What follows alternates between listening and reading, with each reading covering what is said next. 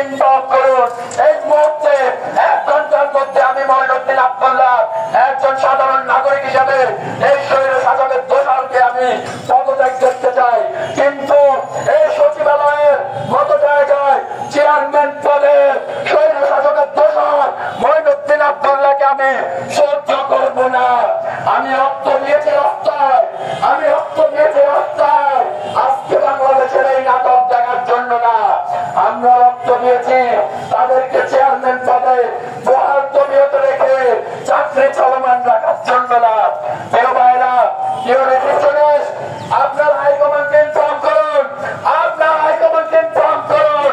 আল্লাহর কসম, আজকে মঈনুদ্দিন আব্দুল্লাহ সমাপ্তি দেখাই ছাড়বো। আল্লাহর কসম, না হলে আমার সমাপ্তি করে নেবো এই দুনিয়া থেকে। এখানে দাঁড়িয়ে নিজেকে পড়িয়ে দেবো। পদক্ষেপ নিতে পারবো, কিন্তু আমার দেশের টাকা দরকার এখন, আমার দেশের টাকা দরকার এখন। আইনগত পদক্ষেপ কেন আমি নেব? এই মধ্যে তাকে পদত্যাগ করতে হবে।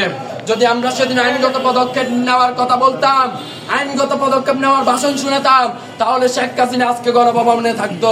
সুতরাং this is doesn't matter about the constitution. কেউ যদি অন্যায় করে, সে অন্যায় করে, সুতরাং তার সরকারি পদে থাকার কোনো অধিকার নাই। 11,000 লাখ কোটি টাকা এই দেশ থেকে পাচার হয়ে গিয়েছে। আপনি কি মনে করেন মঈনুদ্দিন আব্দুল্লাহর এর কোনো দায় নাই? মঈনুদ্দিন আব্দুল্লাহ স্বীকার করো, মঈনুদ্দিন আব্দুল্লাহ স্বীকার করো, এই 11,000 লাখ কোটি টাকা পাচারের পিছনে তার দায় রয়েছে।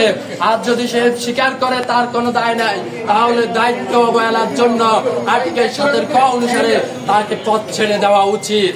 কেননা দায়িত্ব অবহেলার বিষয়ে ইস্যু করে বিভিন্ন দেশে ফাঁসি পর্যন্ত দিয়ে দেয়। আর সে কিভাবে টিকে থাকে? তাকে আজকের মধ্যে পদত্যাগ করতে হবে। আমি স্টুডেন্ট না, আমি একজন প্রবাসী।